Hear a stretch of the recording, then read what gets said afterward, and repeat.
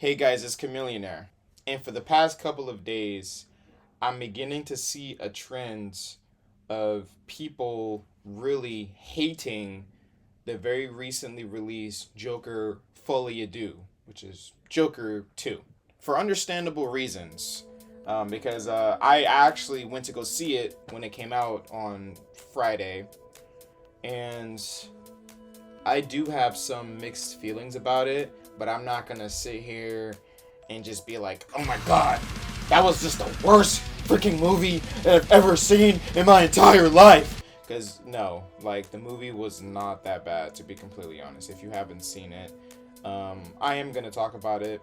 And to be honest with you, I am gonna talk about spoilers, things that have happened in the movie, because that's just the best way for me to really, like, talk about the movie and overall how I feel about it. I waited a little bit because after seeing it, I kind of wanted to rewatch the first Joker, because not gonna lie, I didn't fall in love with Folie instantly like how I did with the first Joker movie. I wanted to be reminded of why I was so excited to even see this movie when I found out that it was coming out. But let's rewind 5 years ago when we even learned that a Joker movie was being released. So when you think about the Joker, you think about Heath Ledger's Joker, how he was in The Dark Knight. You think about Jared Leto in Suicide Squad. You think of Jack Nicholson, the very first live-action Joker from the Batman movie from like the 90s with Michael Keaton as Batman. But we hold Heath Ledger's Joker to a super high standard of what it is to be the Joker and to really like encapsulate him as a character, you know, just how the Joker thinks, how he walks, how he talks. It's kind of hard to kind of come out with a new Joker live action movie when we have Heath Ledger who set a really, really high bar with him. We learned that they're coming out with a movie that focuses primarily on the Joker, and they're gonna be allowing an actor named Joaquin Phoenix to play him. I was younger. I didn't know much about Joaquin Phoenix, and not gonna lie, I was one of those people that was just thinking, man, can he be as good as Heath Ledger? I mean, the Joker is a really, really like crazy character, and you really gotta like get in the right state of mind to really play him.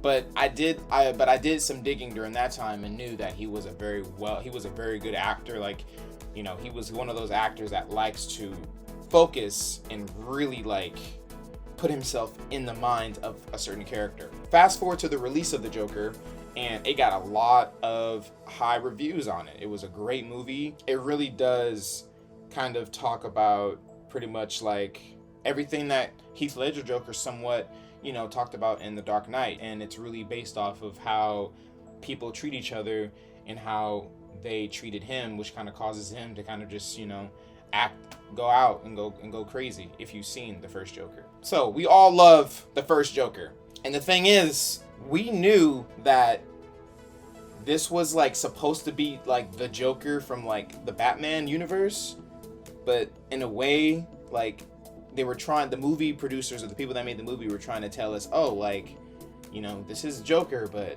it isn't Joker at the same time. Because, you know, it takes place in Gotham. Thomas Wayne is, like, really involved in the story of the first Joker.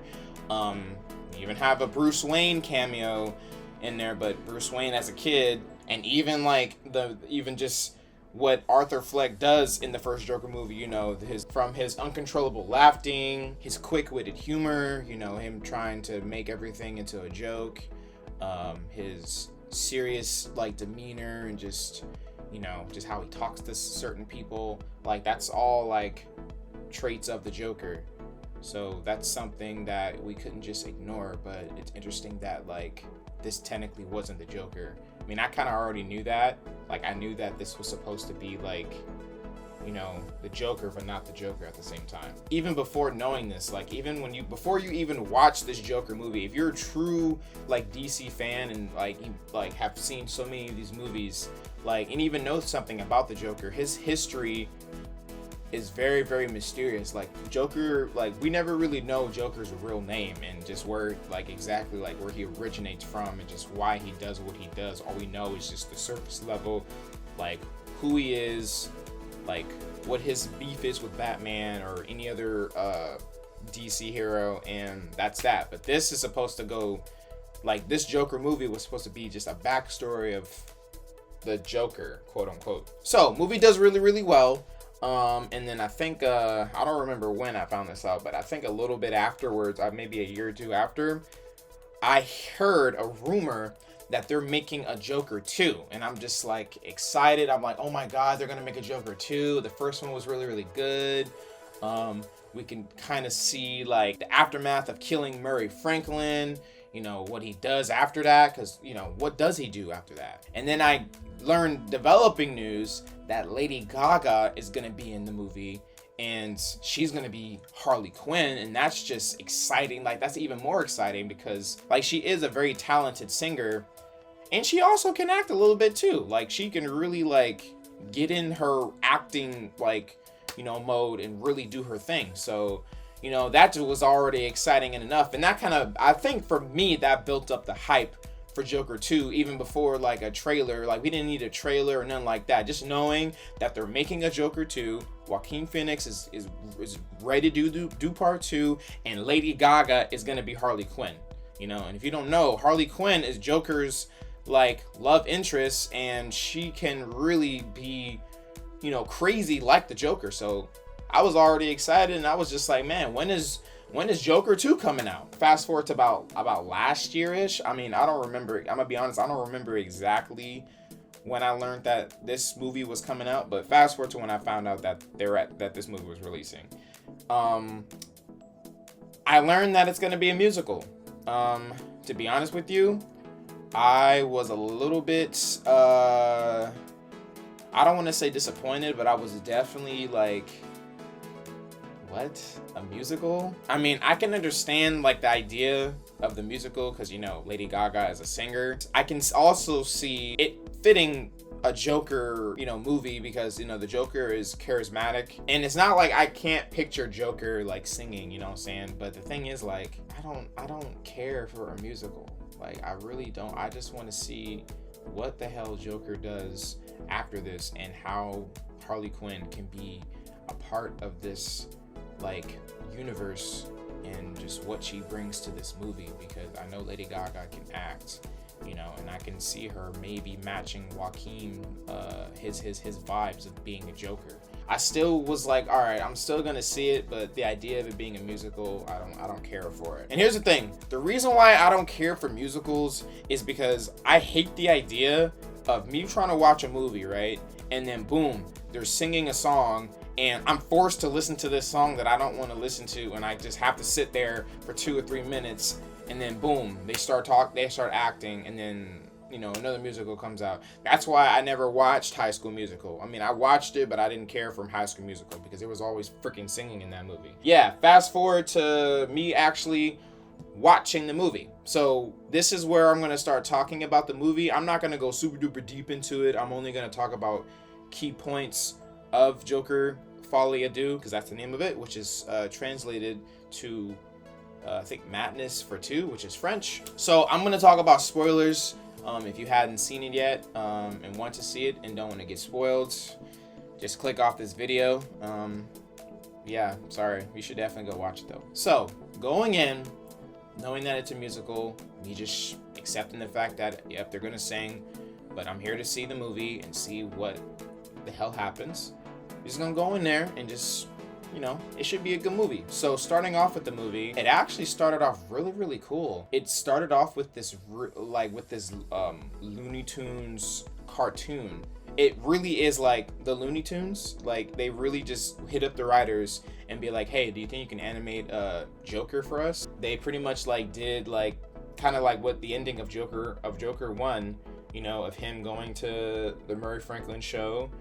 They had this thing with him and his shadow. Actually, yeah, that scene of the animation, the Looney Tunes scene, really set up the whole basis of this movie, because we have Arthur himself and then his shadow, and they're kind of getting into it with each other. They're like conflicting with each other, and I'm thinking that the shadow is supposed to be like the Joker, and the shadow beats up Arthur and puts him in the closet, takes his clothes and paints his makeup.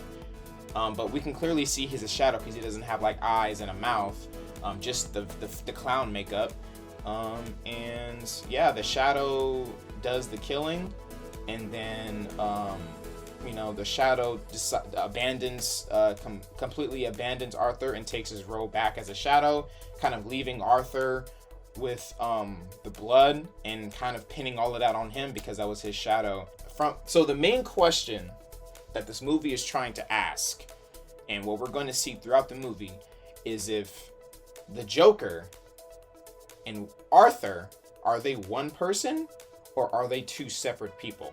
We're finally kicking off this movie, and pretty much most of it takes place in Arkham Asylum. We see Arthur, he's still like really anorexic, really skinny. He kind of is accommodated to being in this Arkham Asylum place. And then Lady Gaga, he like walks past her in the singing. She was like in the singing class, and he like does one of those like, oh my god, like love at first sight thing, and then she like runs out in the middle of her singing thing, and then does the whole, and then like he goes into his daydreaming montages, because as we know, Arthur is a daydreamer. From the first movie, he's always daydreaming, and then he does a lot of that in this movie. He's always just daydreaming, and actually from that moment on, he instantly daydreamed about his life with Lady Gaga, or I'm gonna call her Harley Quinn. And then after that, we see like just how Arthur is being treated. Like he's getting treated like crap from the guards or the correctional officers of Arkham Asylum. He's making him kiss people and just a whole bunch of weird stuff. And then they put him in this singing class, coincidentally. I don't remember exactly why they put him in the singing class, but they was like, oh, we're gonna sign you up for the singing class, so you're gonna join. And then Arthur is excited to do. He's wanting to do it because Lady Harley Quinn is in that class. He'll be able to talk to her. So boom, we are now in this class, and the guards are introducing Arthur to the group, and the guards are handing him off to like the instructor, and then the instructor's like, all right guys, like this is Arthur, he's gonna be with us singing. And then he stands next to Lady Gaga, just staring at her the whole time. She's staring at him, and then boom, they're kind of like getting acquainted with each other. So after Arthur and Harley are in the class, they're not really talking to each other. They come outside, kind of dismissed from the class, and the class are kind of just spread out. That's when they actually start talking to each other, and that's when like Harley Quinn is like fangirling over him and just like, oh my god, like I've seen all your movies like 24 times, and I've done all this crazy, and I check myself in, trying to like show how crazy she is and why she's worthy enough to even be able to talk to Arthur because of him being the Joker and him doing what he did, what I'm saying? And then after that, Arthur goes back to his cell, and he's instantly just daydreaming just about being with Harley Quinn, just his life, and just the first musical. Like that's literally when the musical starts off, and it reminds me of oh yeah, you're watching a musical. So yep, singing and a whole bunch of dancing, and it's not bad. Like the singing, and obviously the singing and all of that is very well choreographed. It's all sung well. Joaquin sings really good, and Lady Gaga sings great, because she's a singer. But damn, man, so much singing. So boom, another crazy scene. The people that are admitted to this hospital, Arkham Asylum, they're having a movie night, right? And Lady Gaga and Joaquin are very well acquainted by this time. I don't know how much time has passed, but they're watching a movie together. I'm pretty sure Arthur is just chilling, he's just glad to be there, and she's there, but she's like, no, I want to be alone, and let's get out of here. And she's like, no, I'm chilling, like I'm watching this movie, like chill out, and then she gets all mad. And then I forgot to mention this, backtrack. One of the stories that she was telling Arthur was that she's a freaking pyromaniac, and she set her damn apartment building on fire.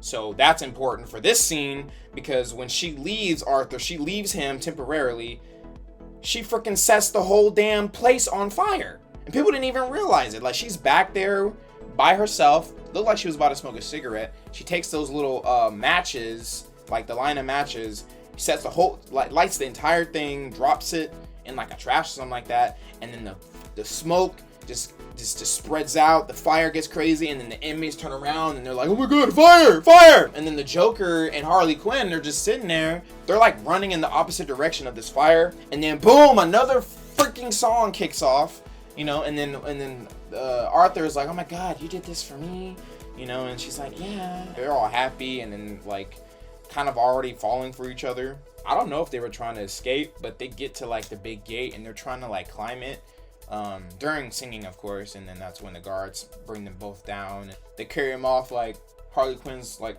going in this direction, and then Arthur's going in this direction, and then boom. After that, Harley Quinn tells Joker or Arthur that she's going to be getting out, and that she's going to be like, oh my god, like I'll be able to see you every day, and until you leave. And then she like says some crazy stuff. Like she says that she's gonna be moving in to his freaking house, like that he used to live in with his mom. And that's like, he's like, whoa, like why would you move into that house? Like why would I want to go back there? She's like, oh, but I want to be closer to you and blah blah blah. Just like some weird shit. So all right, boom. Fast forward to Joker. He's now having these these intense daydreams, and he's thinking about like doing like the comedy show again and singing with like Lady Gaga and all of that, you know what I'm saying? And then yeah, it's just a lot of daydreaming and a whole lot of singing and a lot of cigarette smoking, you know. We get into a pretty big thing with this movie. Joker is meeting with his lawyer, right? And I think an attorney as well. Two different people. It's two different ladies. It's a white lady and a black lady, and they're trying to talk to Arthur, and they're trying to like get him to convince the jury, because he's on trial for the murders of those three good dudes and Murray Franklin, and they're trying to argue that Arthur, like you are you. The Joker is not you. You need to prove to the jury and prove to the judge that you didn't kill these people, Joker did. And when you're the Joker, you're not thinking straight, and you need to be medically like admitted, and you need it's a mental thing, and that's what they're trying to convince him. And it was hard for him to really just be like, listen, I'm not. It was really difficult for Arthur. That was really like something that he was battling with throughout this entire movie, and like it was a lot. And I'm gonna be honest with you, I don't remember like a whole bunch of like the middle parts. I just remember key points of this movie, and we're gonna talk about that. I'm gonna go based off of my memory, because like, dude, the movie was primarily, it was like 50% acting, 50% musicals, because there was a lot of musicals, a lot of cigarette smoking, and a lot of crazy stuff that happened in the movie. Pretty much Harley Quinn is low-key down bad and is just going crazy for Arthur. Like, they have sex in this movie, and she talks about being pregnant or something like that, and then they break into another musical after that, and then like the trial. Like, I think talking about the trial, I think we should get into the trial, because that's extremely important. So like I said before, Arthur's lawyers are trying to convince Arthur to tell people that he didn't kill these people, Joker did, and Joker has nothing to do with him. It's just the lawyers, he just was not feeling the lawyers. He wasn't feeling that entire thing, you know? And then like he goes on this crazy like rant in the court. It's not really like a long rant, but he was just like, no, like this is all like terrible, and I want to represent myself, you know? The lawyers, no, they're done. You're fired. You're fired. He fired his lawyers in court, and the judge is like, all right, fine. If you want to represent yourself, you can. So boom, he's gonna represent himself. Oh, well, sorry. So after that, right, he's in jail. You know, because that's where you have to go. Because if you're in, that's the trial. He's in jail. He has to wait in jail to go back to Arkham Asylum. Harley Quinn goes, visits him. She's like, oh my God, I'm so proud of you.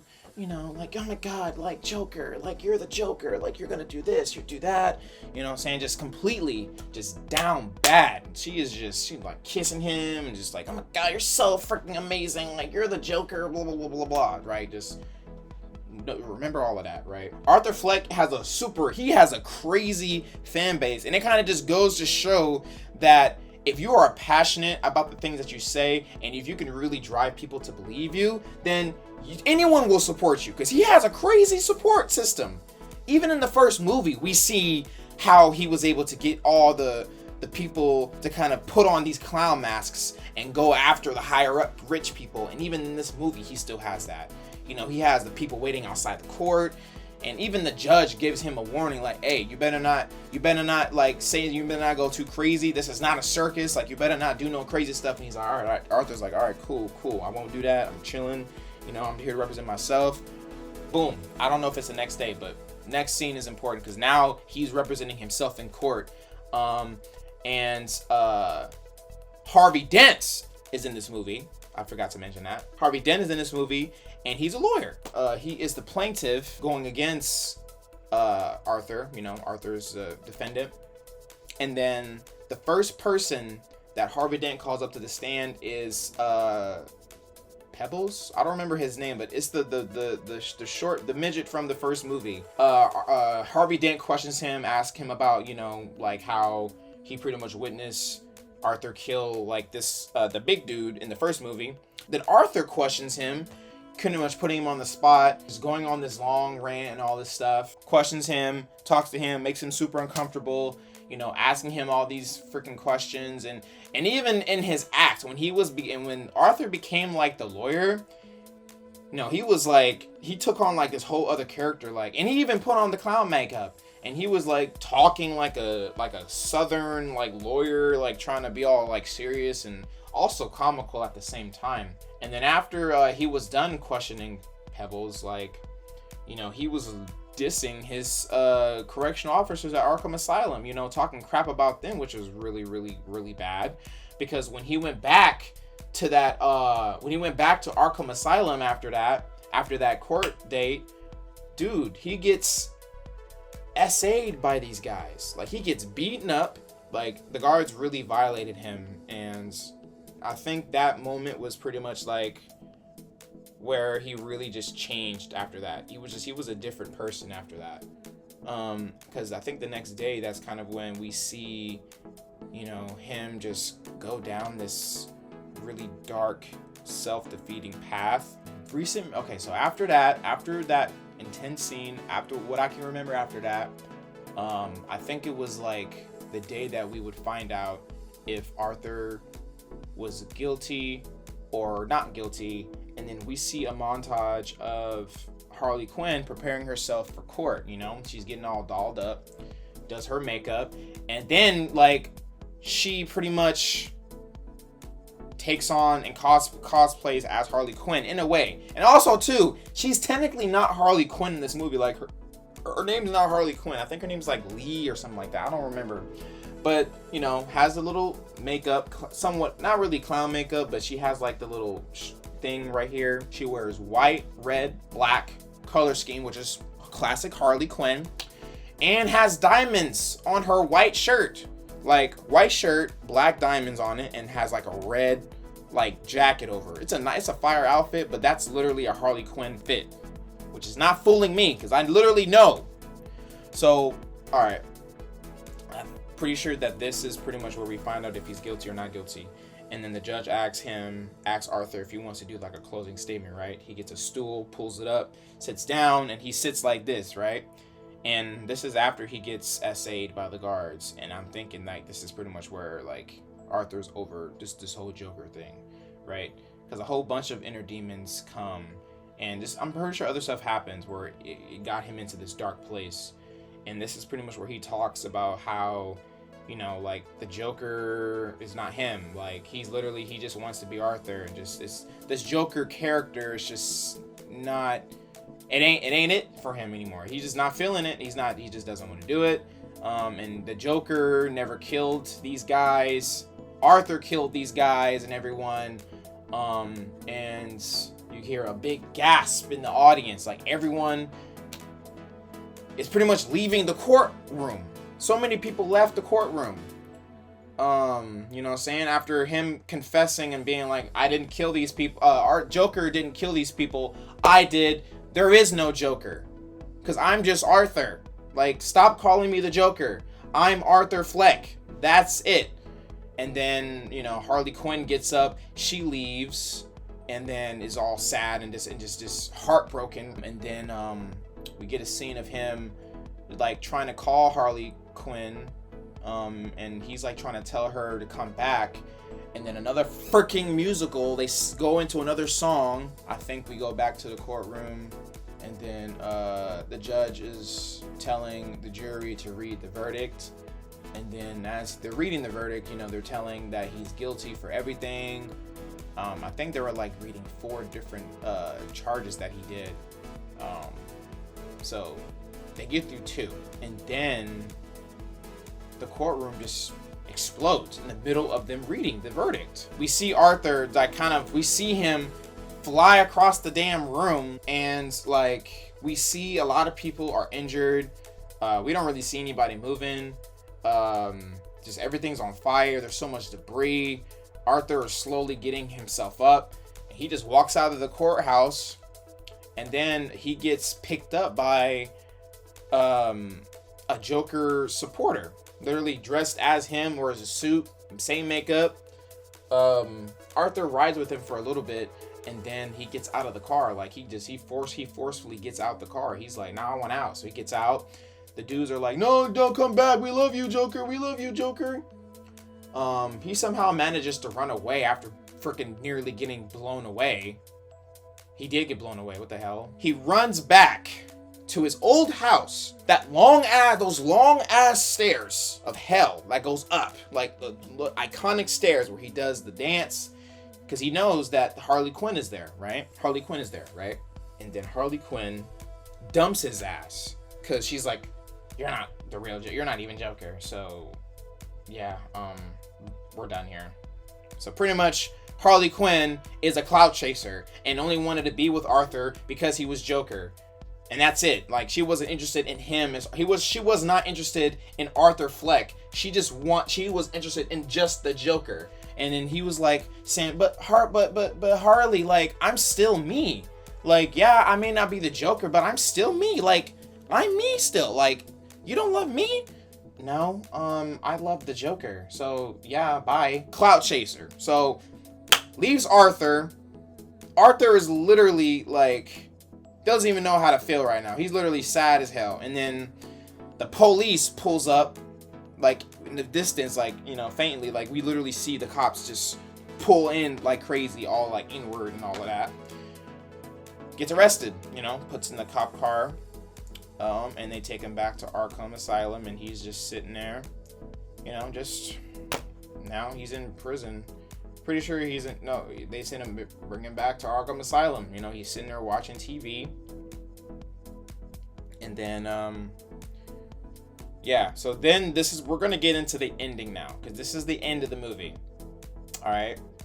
So, Arthur is told by one of the COs, "You got a visitor." And then Arthur gets up, follows him to where the visitation offices is, or the visitation area. Some guy was like, "Hey, wait, can I tell you a joke?"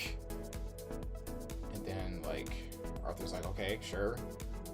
And then this guy gives this really long joke, like the build up to this joke about like this insane guy that goes to like a bar or something like that. And then he says, the punchline. I don't remember this long ass joke, but he says the punchline of, "You get what you fucking deserve," and shanks the hell out of Arthur. Just starts shanking him, killing him. We see this guy that just shanked him, killing him, laughing hysterically. We can hear him carving his face, and we can see him carving like we clearly see that he is carving like into his face. He's putting like scars on his face. And Arthur dies. And this is the end of Joker Folie à Deux. It's evident that the guy that kills Arthur Fleck in the end of the movie is supposed to be Joker. Because why would he laugh like how he did?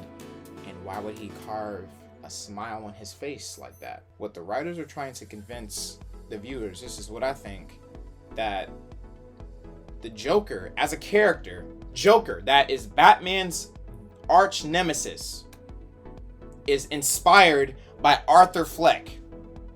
So Arthur Fleck is not the real Joker.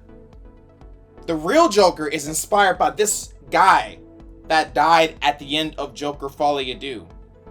So the problem that I have with the ending is it kind of makes the Joker as a character seem, I don't want to say boring, but like you're telling me that the Joker that we all know and love, you know, his crazy, like psychotic thinking, you're telling me that that Joker is based off of another person? That's what you're trying to convince me? No, because I like the Joker as a character. I think he's really, really cool. But the thing is, like, I don't like the idea of him taking all of his, like, ideas and craziness off of this guy.